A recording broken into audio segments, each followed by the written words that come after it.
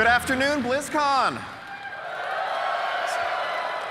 So good to be back. Whether you are here in the arena with me right in front of me, whether you're watching from elsewhere in the halls, whether you're joining us from the comfort of your home, thank you for taking the time to join me for this deeper, closer look at what's coming next in the war within. I love you too. I love you, BlizzCon. So Morgan and Maria gave you kind of a sneak peek at some of what's coming. Today I want to spend a bit more time giving you more information on the core features of War Within, as well as a few things that didn't get mentioned at all yesterday. So beginning, just a little teaser there. So to begin, let's talk delves. So what is a delve? As you heard yesterday, delves are these quick, bite-sized, epic adventures for flexible-sized groups, either solo or with up to 5 players. They are role agnostic, so it doesn't matter if you're a couple DPS, if you're a healer and a tank, if you're a solo healer. We're going to make it work. We're going to meet you where you are, how you want to play. Delves are a new endgame pillar. This is a permanent addition to World of Warcraft going forward and represents kind of a capstone to the outdoor world experience. We've had dungeons, we've had raids, we've had organized PvP, and I think we've had some stuff for outdoor world players to dabble in. But if you wanted progression, if you wanted goals, if you wanted a deeper, more structured experience, frankly, we were letting you down. We want to change that. That's what delves represent in World of Warcraft.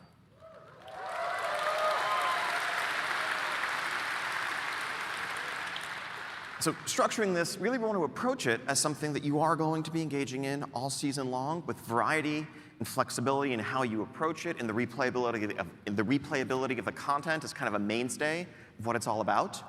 But also want to build in progression. And I think if you're an outdoor world focused player, a lot of the time it's just about kind of spending your time doing a thing, going to a place, completing an event, but there aren't necessarily goals to work towards. There aren't necessarily reasons to be excited about getting an item upgrade because it's going to let you do something you haven't been able to do before.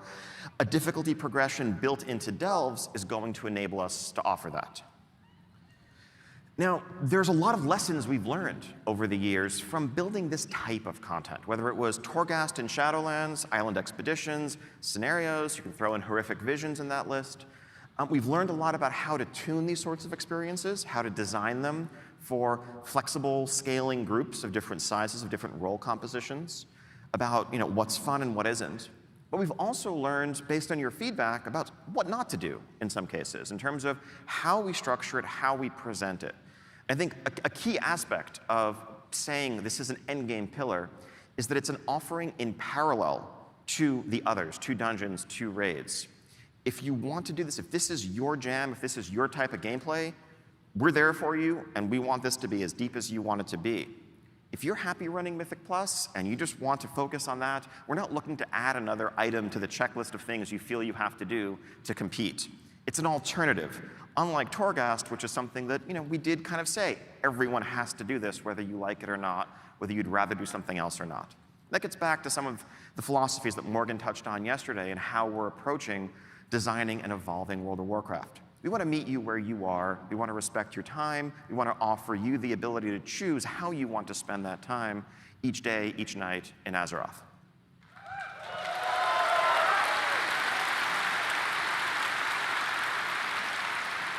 So in terms of the character of delves and what a specific one will be like, the vibe here is about unraveling mysteries, it's about exploring, it's about feeling like an extension, a seamless extension of the outdoor world experience. These are not dungeons. Every dungeon is ultimately about killing a series of bosses or boss-like encounters, and the dungeon is over when you kill the final baddest boss at the end of the dungeon. And that's kind of the structure that they all have to conform to. As much as we try to vary the formula a bit, that's pretty much what they're going to be. In the outdoor world, things are a bit different. We can, break some more of the rules. And really, at the end of the day, the one consistent thing about delves is that they're all going to end with a room full of treasure. Some of those will have a final boss guardian in front of them. Others, you may be, just exploring, traversing the delve, flipping switches, solving a puzzle, defeating lieutenants, gathering things that you need to open the vault door. We can vary the gameplay, we can vary the feel of the experience. These are going to be instanced experiences, but they are seamless. When you walk up to this, as I'll show in a second, a fog door at the entrance to a cave, at the entrance to a structure, you're just going to walk in, no loading screen, and now you're in a delve. You want to make sure this really feels like part of and an extension of the outdoor world.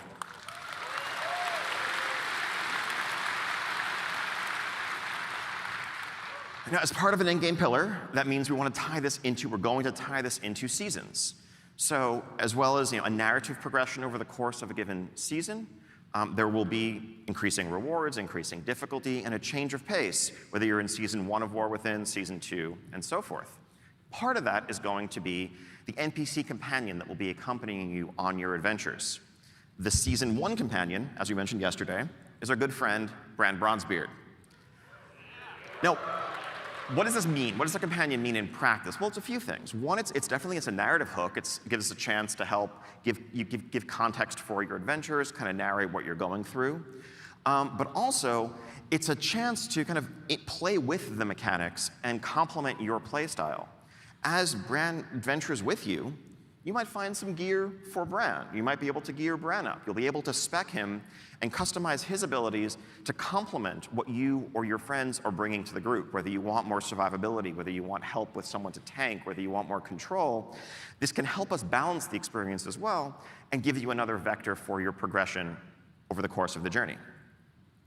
Now, I know this has kind of been very high level. I want to just give a couple of specific examples, just kind of a day in the life of someone jumping into delves in War Within. So let's say you are casually journeying across the Isle of Dorne and its pastoral beauty, and you come across this structure with that fog door set into it, and you decide to venture in.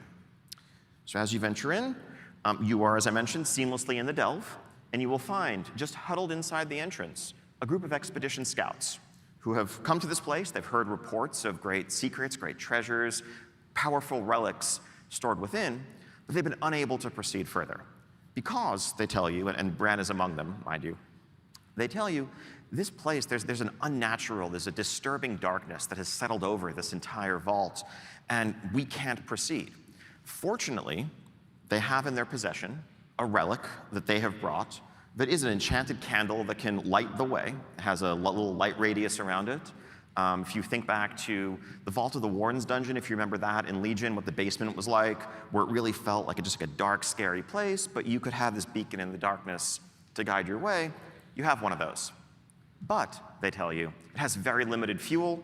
They dare not proceed on their own because they worry they're just going to get trapped in the darkness and destroyed by the terrors within.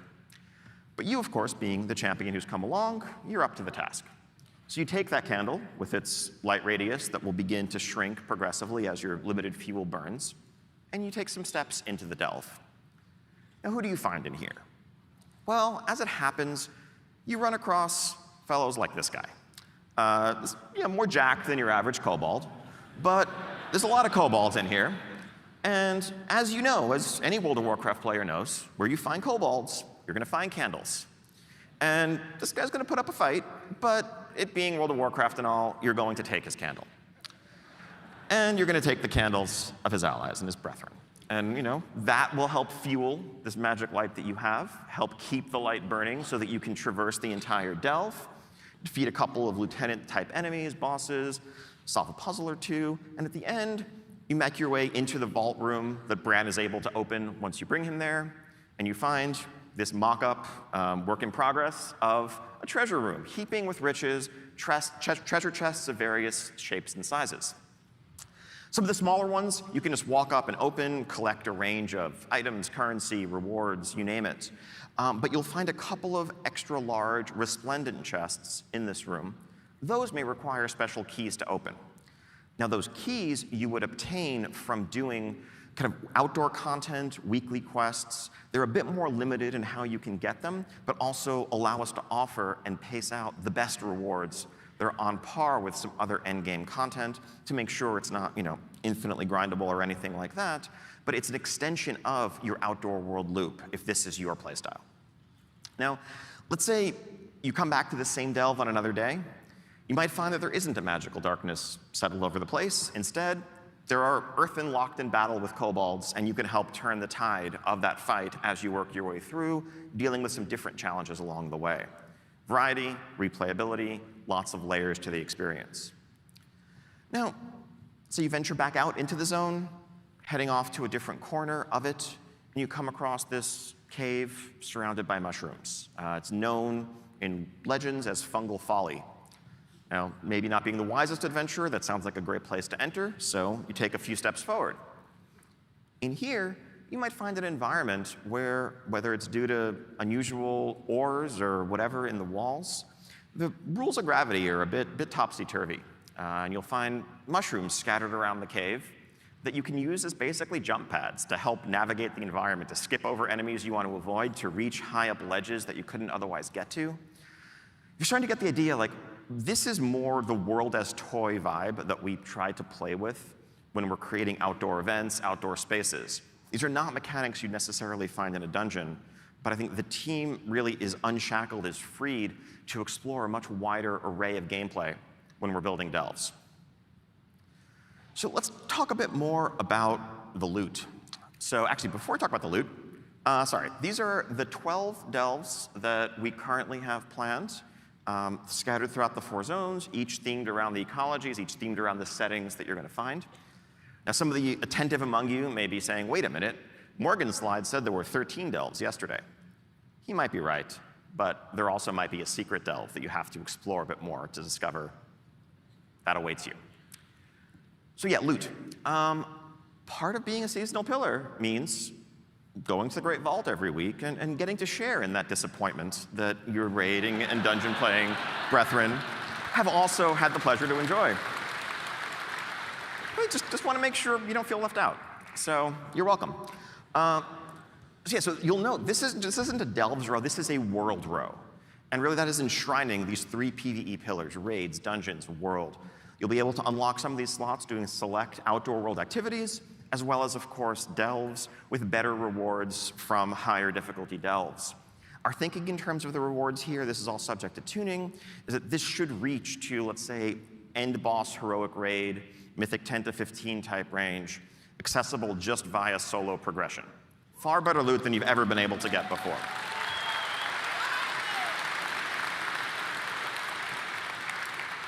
And now, I'm sure this is, I know this is the delve section, but I'm sure there's folks looking at this and being like, wait a minute, what about the PvP row? Don't worry, we got you. We are removing the PvP row from the vault. We're doing that based largely on feedback that we've heard that randomness and PvP gearing maybe are not the best combination. I know it took a few years to get that message through to us. So the way this is going to work is instead, you're going to get a whole lot more conquest.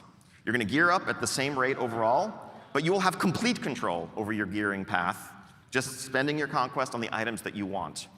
With easier catch-up, if you come in late in the season, you don't have to worry about having missed certain vault weeks. Also, if you're someone who PvPs a lot and you raid, you don't have the awkward choice of that raid trinket versus the PvP item that's going to help your arena partners. So,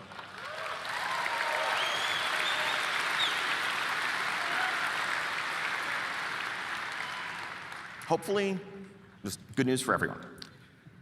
Now, aside from, just power, also, you get silly hats.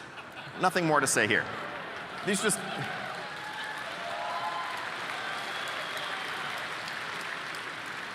a few examples of the array of cosmetic rewards that will be exclusive to delves, reflecting the varied ecologies and environments you're going to be facing. So, silly hats, World of Warcraft. Less silly, just as, let's say, Mythic Plus players have a mount that they can earn over the course of a given season, this customizable flying mount will be exclusively available through thorough completion of the delve experience. You'll note the customizability of it. This will be customizable the same way you can customize your current dragon riding drakes at the rostrum. Just modularly.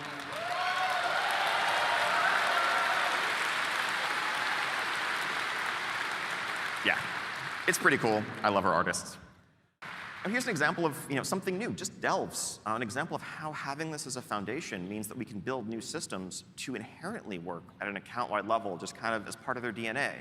as you're advancing Bran as a companion, as you are empowering him, as you're customizing him, again, logging on to a different character and going back to having a weaker Bran that doesn't offer the tools that you've grown accustomed to, that's more frustrating than fun to re-earn those things. Let's make that progression inherently warband level, inherently account-wide.